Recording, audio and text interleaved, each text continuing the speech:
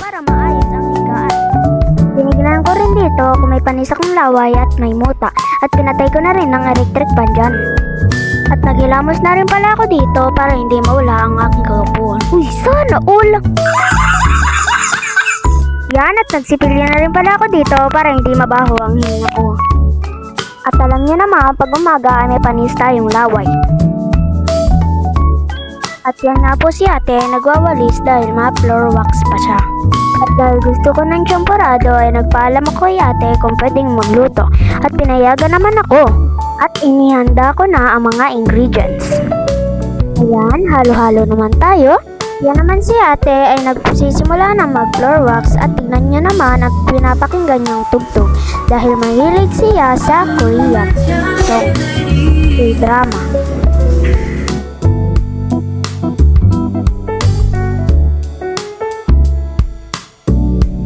Narin dyan ang aking niluluto at hindi ko na rin pala dyan na napakita ang paglalagay ng British choco at asukal. At yan, luto na, maputla pala ang aking tiyemporado. Yan, kain na po tayo at tinatawag ko na rin pala po dito si Ate Shamel para kumain at ayaw po niya dahil tatapusin niya ang kanyang pag-floor wax.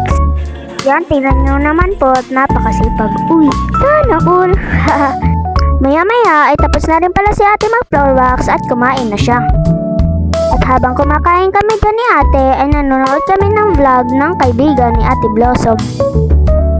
Sarap talaga ng tiyemporado ko. Sana all!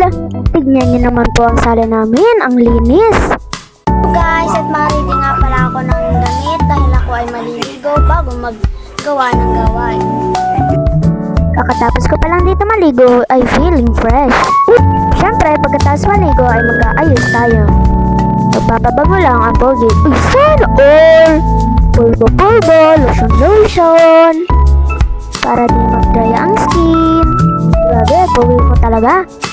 Tama na po ang pagpupogi dahil meron pa tayong gagawin dahil hindi natapos kagahapon. Ako na dyan ang aking gamit.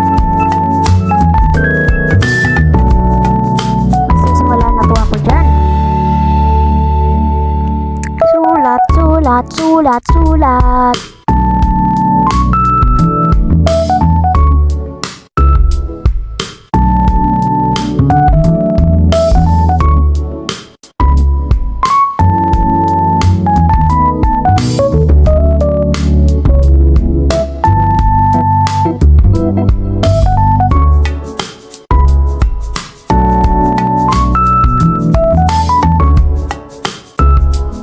Tapos na ako sa aking gawain at basketball muna tayo. Hindi nga pala dyan pumapasok yung bola, parang wala sa mood. Biglang bumuhos naman ang malakas na ulan. Masarap matulog dahil malamig.